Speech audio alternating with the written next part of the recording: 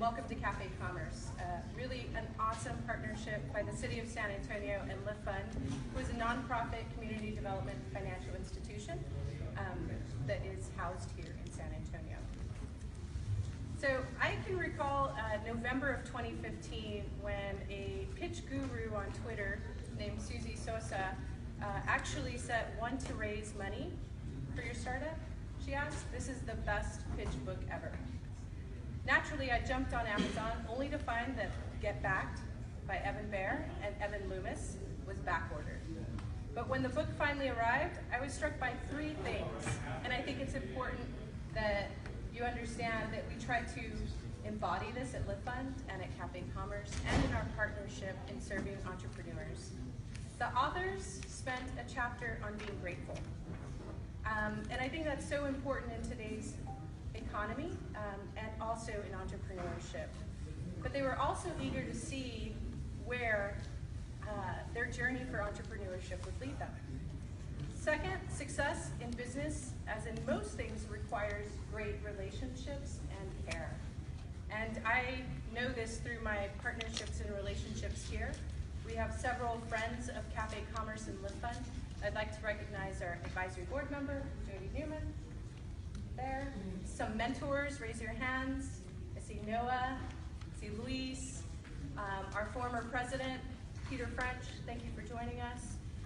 We could not be here without key partnerships, and of course, our team at Lift Fund. I'd like to recognize Adriana Biggs, Dan Lawless, Randy Pollock, who sit with me over at our Martin Street. And third, entrepreneurship makes our world a better place. I shared Get Back with Nadia, our fearless Cafe Commerce president, who is waving back there. Say hi to Nadia if you don't know her. You need to know her if you don't. And it has since been an integral part on which our Venture Challenge is built. How many of you know about the Venture Challenge? Raise your hand.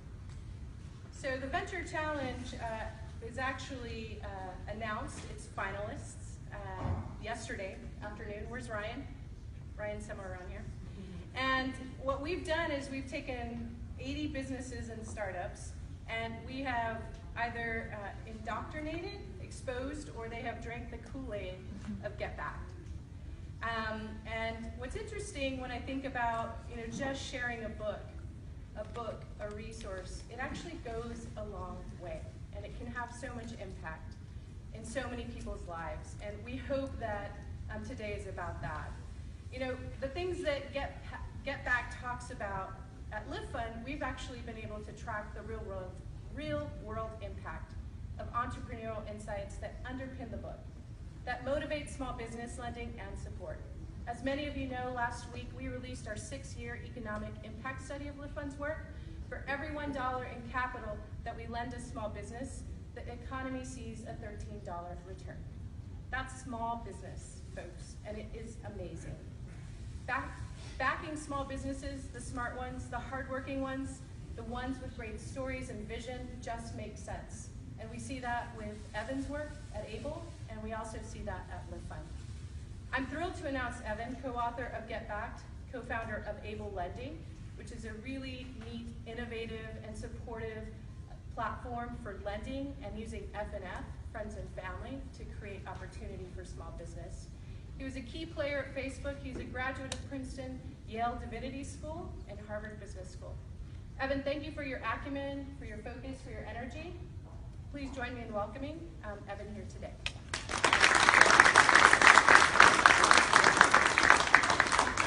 Man, this is such a treat. Okay, I'm just going to make sure that I can get the right input on this. Okay, can you do me a favor of help me just get this HDMI input running? It'd be awesome. Hey, what a treat to be with you guys. I love getting to travel around the country and meet different entrepreneurial ecosystems and learn what makes you guys unique. I've lived in LA, Chicago, and San Francisco, New York, and now Austin, and every city brings its own set of flair and unique context. And so I get to spend some time with Mario, which is a ton of fun, and love getting to meet you guys and just learn what makes San Antonio unique. So here's a plan for the next little bit. I know you're hungry. The good news is the food is on the way. So here's what we're going to do. We're going to take about 20 minutes. I'll run through some content a little bit about me, a little bit about how to create pitch decks, a little bit about how to raise money. We'll take a break, get some food. Hopefully if the food is here at that point, we'll get some food, and then we're going to do a little improv workshop with 2 people actually pitching. I think Snack Dot, victim number 1. Victim number 2 is? Black Laboratory Brewing. Yes. And are they here? Yes. Nice, cool. So they are going to be good sports and having a little session to just get up and be vulnerable in front of people and say, I'm going to give a pitch, and we'll see how it goes, and we'll do some feedback, and then we'll have some good time for Q&A at the end of it. Just so we can know who else is in the room a little bit, raise your hand right now if you are currently working at a startup, part of a startup team right now. Really? Up high? Up high? Cool. Maybe about a third. Okay, raise your hand if you've ever asked someone for money for your venture, and keep your hands up. Have you ever raise your hand if you asked someone for money?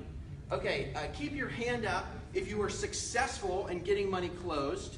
So if your hand is up right now, means you ask people and successfully raise some money. Okay, maybe 12, call it 10% of the people. Cool. Other side of the table, who here has been asked for money and written a check? Okay, a few guys. Cool. Yeah. So it's nice to think about both sides of the table.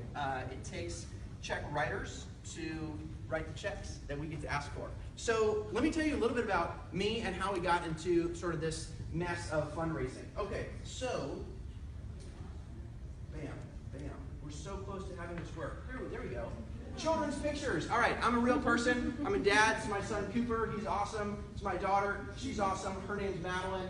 It was my birthday yesterday, and they gave me breakfast in bed, so that was really fun. Live in this funky house in Austin, and we get to office in this really cool place in the Seahome Power Plant in downtown Austin. So if you guys are up in Austin, feel free to stop by and say hello. A little bit of background on me. So my last company that I built with same co-founder as this company was called Outbox, and it had this crazy plan to create an alternative to the United States Postal Service. So we went out and raised a bunch of venture capital for this. We're scaling this business. We get a call from the Postmaster General in Washington, D.C., and he says, get up here. We got to talk. So we have this conversation. In that meeting, he says, you know what? I don't like your business. It's not going to be legal anymore. So in a really quick turn of events, we agree with this headline on TechCrunch. Terrible idea punished with debt. Okay, so if you guys have ever failed at companies before, this is a really bad headline for your business, and I hope you don't get it. It feels terrible, but the real trick is, are you going to get back up and try again? The new company is Able. I'm going to come back and talk a little bit more about this at the end. And we're a tech company ourselves, but our product is money. So we create a number of ways that we help companies raise more money faster, and we'll talk more about that a little bit later. All right, how did I get into fundraising? This is not me. This is a crazy picture of a really neat person named Foster Freeze. And Foster was involved in my very first company. So 10 years ago, I was brainstorming with Foster about this company I wanted to start. He says, well, why don't you come to lunch and brainstorm with me and some of my friends? I said, that'd be great. So we have lunch. At the end of the lunch, after a great conversation, he looks at me and he says, well, have you achieved everything you wanted to out of this meeting? I said, yeah, it was great. Learned all these wonderful things. He says, how about $250,000? Okay, so my first $250,000 I got by accident for not even asking for it. And trying to piece that back together, like, how did that happen? I think one of the things I learned out of that was that the rapport that I was able to build with him over that time of showing that I was curious, that I wanted to know his feedback, that when he asked tough questions, if I didn't know the answer, I'd say, that's a really good question. I don't know. We were able to build rapport over lunch and resulted in investment. And so Evan Loomis and I got involved in putting this book together. Barbara Corcoran from Shark Tank said nice things about it. We put this book together because we kept meeting founders who had a really cool idea, they had a ton of hustle, and they were just running into barriers in terms of raising capital. And we had raised $100 million ourselves and then decided to go out and interview 100 founders who raised hundreds of millions of dollars to say, how did you do it? And the thing we were trying to figure out is, how did you create a pitch book, so the PDF and Keynote or PowerPoint that articulates what your business model is for the purpose of getting people to give you money. That's stage one. The second half of the book is, now that you've got this pitch deck, what do you do with it? How do you use the pitch deck to go out, communicate to investors, get capital committed, and get back to building your business? We think, many people assume fundraising is like you walk down the street, you stumble into a pot of gold. The reality is that there are teachable techniques that we think will help you raise more money faster. All right, so let's dive into some of that content now. I'll come back and mention this a few times, but we created a bunch of free resources that you can actually get if you just send any email to this email address, extra@getbacked.com. So if you send any email there, it can be blank. what you'll get back is an autoresponder that has a bunch of links to free Excel models, Keynote and PowerPoint templates, and some other articles that we wrote on how to raise capital. So feel free to shoot an email to that. More on that later. Okay, covering 3 things today. Pitch deck basics, how to raise money, and how Able could possibly be a help for you guys. Okay, so let's dive into pitch decks. First argument I want to make is that design matters, especially if you're a company that is a B2C, a business to consumer company that's trying to create a great experience for people. You want to show that, hey, on the one hand, I have this awesome product, I really care about experience, and then you're like going into the investor and you have a slide like that. Right? Like, can you be a credible person saying that you love brand, you're going to create this awesome experience for your users when you walk in with a slide like that? Okay, any comments on this slide? If you're an investor and you saw this slide, reactions, what words come to mind? No, killing it. Words? Awful. Awful? Okay, why is it bad? Too much words. Too many words, kind of boring? Yeah, okay, so let's assess this next one, see if it's any better. All right, what about this slide? Too many words. Better or worse than the last one? It's better. Too many bullets, a little bit better. Come on, guys, there's a little circle up here. It's like inviting, a little bit better. Maybe. Okay, brace yourself. Okay, how about this one? Yes. Okay, why do you say yes to that slide? What is it about? Engaging, simple, up front. Yeah. All right, mapping the world with robots. So if you're an investor and you're getting tons of pitch decks all the time and you're sitting in a meeting in a demo room and you're like, oh, not enough. And someone walks up here with this thing, Skydash, mapping the world with robots, and you see this robot flying up there, right? I don't even know anything about robots. I'm like, that's got to be really cool. So many founders are not designers. You may be really bad at Photoshop. I actually begin my PowerPoint, my pitch decks in Excel. I map out all the arguments I want to make in Microsoft Excel. I can think linearly. I get the shell and framework of all the arguments I want to make, and then I hand it over to a designer.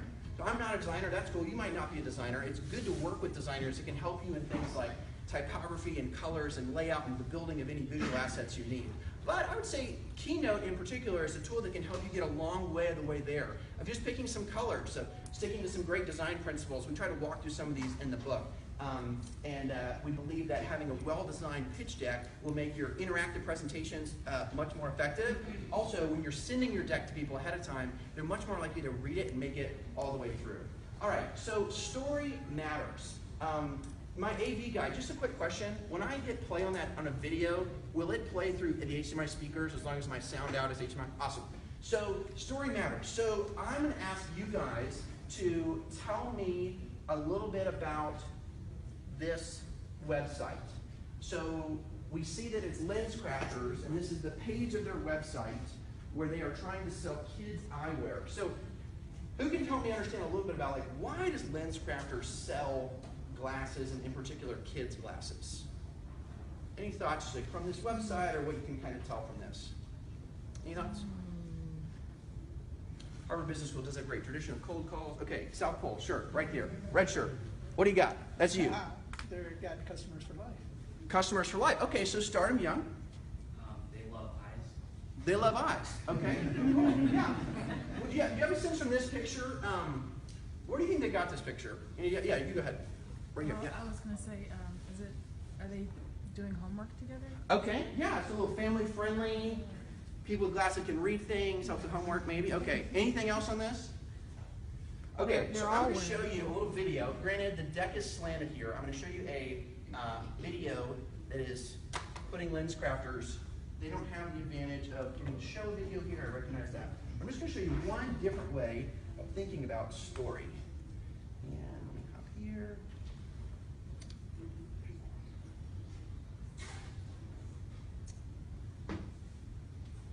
So this is a 2-minute video of a friend of mine's company. And what I want you to think about here is, as a consumer or possible investor, how would you think about assessing this founder and their story? On March 28, 2013, our first son, Jonas Paul, was born, and our lives were forever changed. We were overcome with indescribable joy and an overwhelming love for our sweet Mr. Jonas. There was no way for us to prepare our hearts and minds for the incredible experience that childbirth would bring. We could not put into words the disorientation and overwhelming grief that engulfed us as doctors told us just a few hours after birth that our sweet boy Jonas may be blind.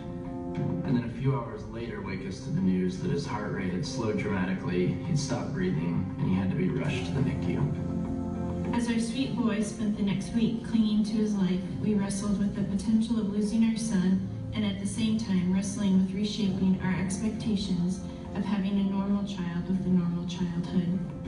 There were months and months of what felt like a hopeless free fall. Specialist visits, 6 surgeries under anesthesia, thousands of eye drops, and so many nights of crying ourselves to sleep. We were continually being beaten down without a shred of positive news or any sort of assurance that everything our son was going through would actually improve his potential for sight. And then Jonas changed us and gave us hope.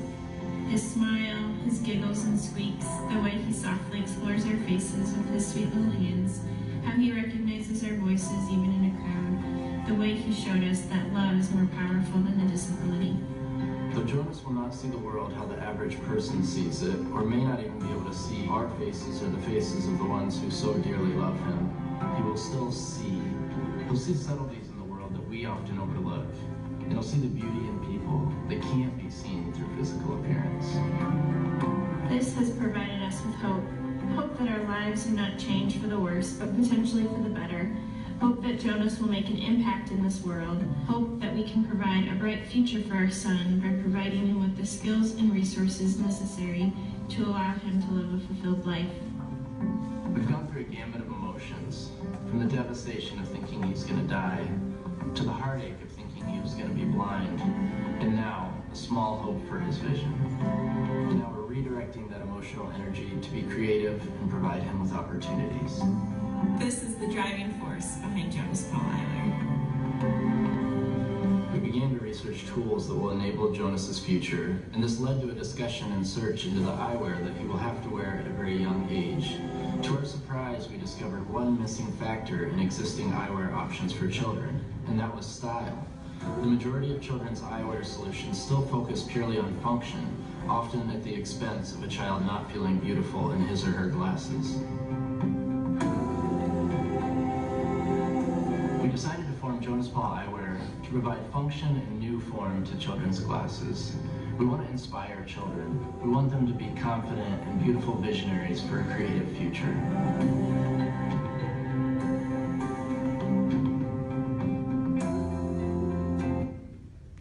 All right, that's a different take on a case, a story for building a glasses company. What did you guys see in that? What did you think about that story? Shout it out.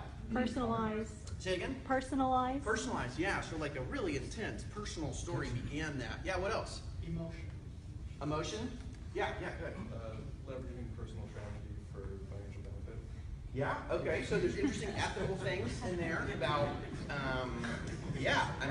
talking about your own kids, and I hope he gets royalties for those for the rest of his life. Okay. It's very offensive. Okay, yeah, so not really a sense like, maybe on the LensCrafters page, probably iStock photo, right? Like clearly not any stock photography going on in that. Anything else? Yeah, go ahead, shout it out, I'm gonna get this up. Oh, yeah. Go ahead. For me, it was a little bit different. For me, took me from something good to something full out of sea. I mean, and I'm sorry guys, I mean, it took me like they're trying to trick me, or they're trying to engage me emotionally. Sure. With something so powerful to something very cheap that is just designing glasses. So Yeah. for me, like Right. I would invest, as an investor would be like, this is full of sea, it's Yeah. not authentic. Right, yeah, so I mean, there's maybe an argument that this went, maybe they went too far, right? That's a totally fair question. I think one thing I see, especially around MBA types, and I'm one of those, so I can say it disparagingly, is you get to the questions like, well, so why are you starting this company? It's like, well, we, modeled out 472 separate models and chose this one because it scored the highest on this. No, really, why do you want to do it? Well, I just don't want to go back to McKinsey. I don't really like my job. No, really, why are you doing it? Well, I just thought it'd be neat to be an entrepreneur. Like, those are really lame answers for the why. They're really lame answers. Because as you guys know, as you're out building these businesses, so much of what will determine whether or not you are successful is not the business model. It's, are you gonna have the persistence and the grit and the team to endure through what are nearly certain total resets? So I got to work with Peter Thiel for a long time. Peter's a fantastic investor, first investor in Facebook, then built Palantir and great companies. Peter will write $5 or $10 million checks without even looking at a pitch deck, certainly a business plan. And what does he do? He has like a 3 or 4 hour dinner with people. So what happens over that dinner that he can become one of the most famous and lauded investors of all times and not looking at business models? Well, he's really good at picking people. And I believe that sharing the story of why you're doing what you do is a really important way to demonstrate that you care, that you're super passionate about it. So, Snack Dot, have that ready when you're done. Okay, core slides. This is sort of more of the technical stuff. A lot of this stuff's available on the internet. The chapter that you get if you email that email address walks through what we think is kind of a great master set of slides.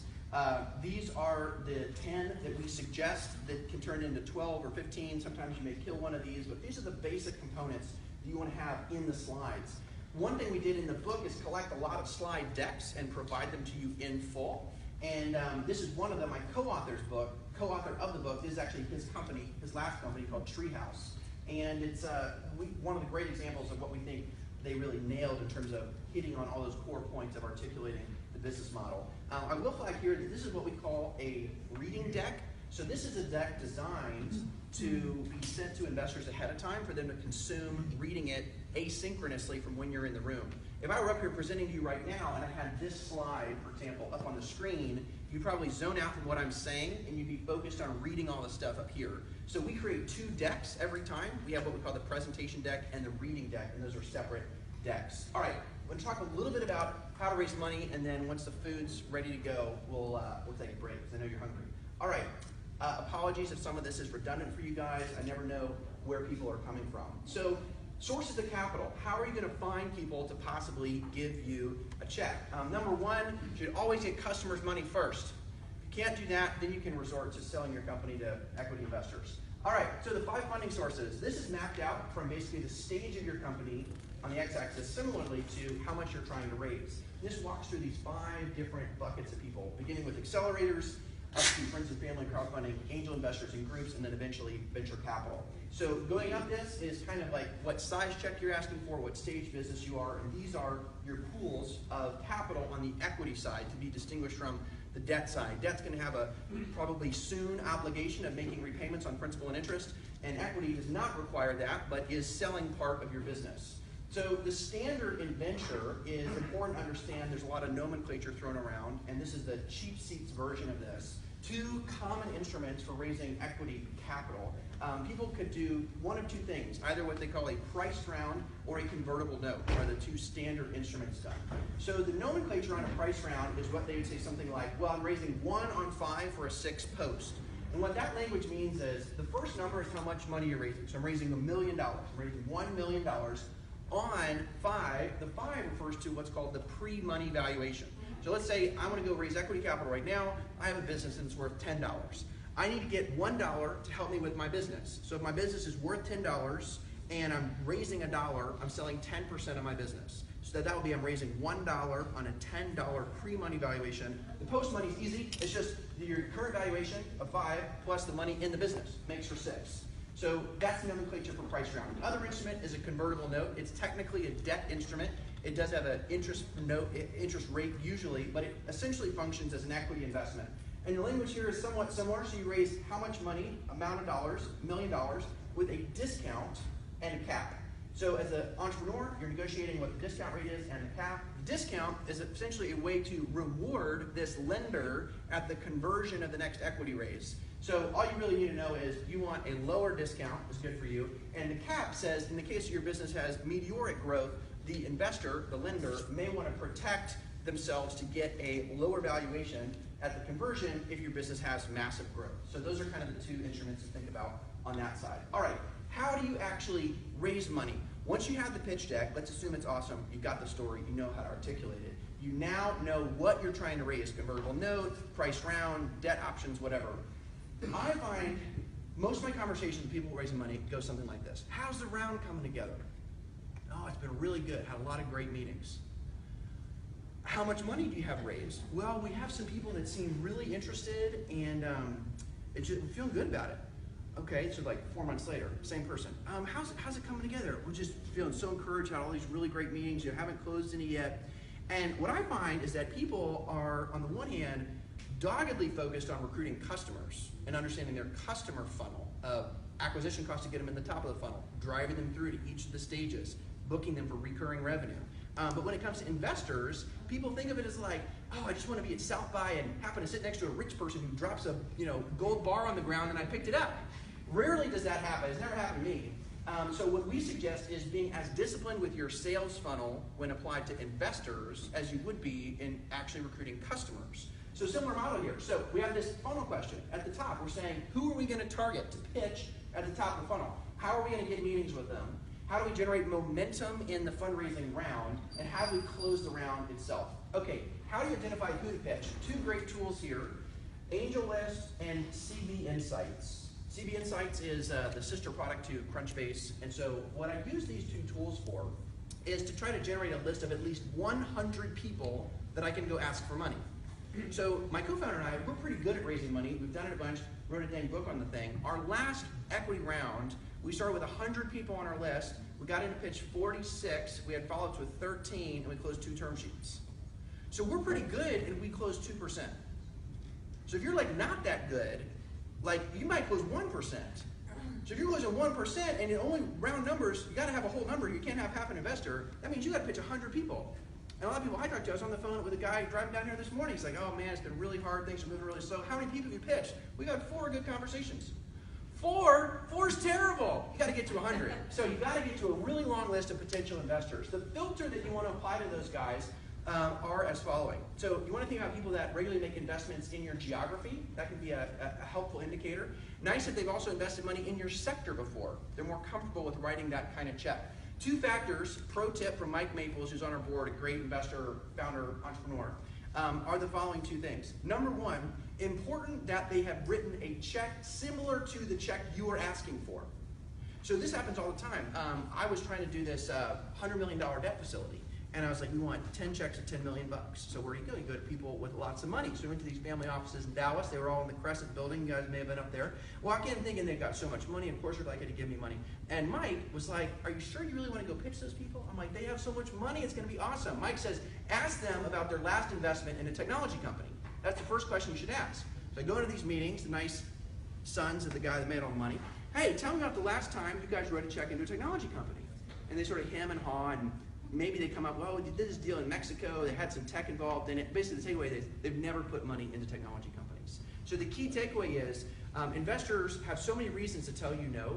You really don't want to give them yet another by asking them for money into a sector, space, or check size that they're not comfortable with. So qualify your investors just like you qualify people you're trying to run through your sales funnel. The last one is really important. It's around activity. So a lot of venture capital firms end up in stages, or even angel investors, where they're not investing for a period of time. So they might be between funds. They might have some issue in the family and the checks, they're not writing checks right now. It's really important to see how recently they've written checks. Now, an investor is unlikely to tell you that they're not currently writing checks because they have every incentive to keep a call option to come back to you later to help you come back and pitch your next deal to them. So even if they have no money right now, they're not going to tell you that. So it can result in you wasting a lot of time of pitching people that aren't actively writing checks. So you get a list. Should have at least 100 people on it. Try to find a way to rank them, apply those criteria. All right, how do you actually go get the meetings with these people? Bottom up. Always great to have a warm referral. Networks like this and the various entities that are part of this organization are great. The people on the advisory board here, you're trying to find any angel investor in San Antonio, probably is the case that some mentor in this entity knows that person. So warm referral is the best way to go. Cold asks are not bad. Remember, the job of a venture investor is to find deal flow. You are doing them a favor by bringing your company to them. You're helping them deliver on their own mandate, which is to maximize returns on how they deploy capital. Finally, meet before you ask. This is something we did 2 rounds ago where we said, gosh, there are all these really great investors we'd love to meet before we go back to them and pitch them later. So how do we do that? We wrote them in the subject line. We said, not raising money, 20 minutes for feedback, ? And said, hey, I really admired this company that you're on the board of. We're building something somewhat similar. I think you may have some really helpful thoughts on how we acquire banking partners in Texas. Can we chat for 20 minutes? So we asked about 50 of those investors. 25 of them said, yeah, I'd love to chat. Great time to have a warm conversation where there's not pressure to ask them for money right then. 9 months later, you're ready to raise money. You go back to those people. I really appreciate your feedback. Here's what we did, showing, hey, I listened to you. We followed it. You were right. Now we're raising money. That's a way to build warm relationships before you actually need the capital. How do you generate the money? So a lot of people want to come into a meeting, and this is what I did. I won't even generalize. I'll just say me. This is what happened for me. So I go into a meeting, and in my mind, success for the meeting was I didn't have an awkward moment of them like saying no. It's like terrible. If you guys have been told no in meetings, it's the worst. It's so bad. So how do you avoid being told no in a meeting? Well, you don't ask a question. For example, you don't ask, will you write me a check? Then they can't say no. The only downside to not asking for money is that they won't give you any money, which is why you're there in the first place. So here's what we came up with on how to generate momentum. So at the end of the meeting, when you've got 10 minutes left on a 60-minute meeting, great if you can move the conversation in the direction to say, I really enjoyed our conversation today. You have great points on the acquisition cost challenges. That is exactly what we're focused on for the next 9 months to hit these milestones. As we mentioned, we're raising $1 million, and we're here today to see if we can reserve an allocation for you of $250,000. So the point one in that is we said, can we reserve an allocation instead of asking them directly for a check? It's a softer ask. It's a lot easier for them to say yes to that. So once you get a yes out of that in your next meeting, you're trying to get to $1 million, you have a quarter already reserved. Hopefully you get a soft yes to that. The next meeting, you're over 50% subscribed. Most investors are lemmings. They are looking to other investors to do the diligence, which is actually rational. It's not an irrational move, but they look to other investors. So one of the best things you can have going for you when you're in meetings asking for money is that you already have money. I mean, it's a bit ridiculous, but the real challenge is get to the first domino to fall of getting some of these soft circle commits. Using that language around scarcity of how much of the round is left can also really generate momentum. The last piece is water shift. This is Evan Loomis's move. So you say that, I'd like to reserve, can we reserve $250,000 for you? At that point in the meeting, usually I get up and walk out. I'm like, don't say no, don't say no. Loomis's trick, and I don't have water up here, is so you say it, you have a glass of water, you say, so can I reserve $250,000 for you? It forces you to stop talking, which as you can tell is really hard for me to do. And it puts the pressure back on them. And you get a real moment of gauging their interest. And so there's a 2x2 matrix of getting feedback from investors. They'll either give you money or they won't, and then they'll tell you soon or not soon. And the real problem that kills so many entrepreneurs and companies that never get off the ground is that they think they're gonna get the long yes. Meaning like you build rapport with an investor for a long time and you have lots and lots and lots of meetings and they finally say yes. You rarely drip market your way into closing an investor deal. Most deals that get done are quick yeses. So what that means is it's actually really valuable to get a quick no. A quick no is way more valuable than a long no. So when you come out of a meeting, feel free to kind of put the pressure back on them and say, just to be respectful of your time, can you give me an indication of your likelihood to actually consider this as an investment and what are the next steps? So feel free to put that pressure back on them. This is an example of a tracking tool that I use, which is called Contactually, and this is a snapshot from actually my last equity round for Able, and this is just a use case of applying the CRM logic to how you go get deals funded. And so here we have different stages of wait list, need to schedule the deal, we scheduled the deal, we met them, they're in diligence, round 2 of diligence, and now we have an offer. So we use the same level of intensity and focus that we do in our sales team with actually raising capital. And that kind of discipline, I think, will help you get more money closed. Here's what we're going to do. We're going to give some feedback on pitches and talk about Able. But first, I think we're going to break. Can we get instructions on how to do food? Is this going to be who knows anything about the food? Anybody? Okay.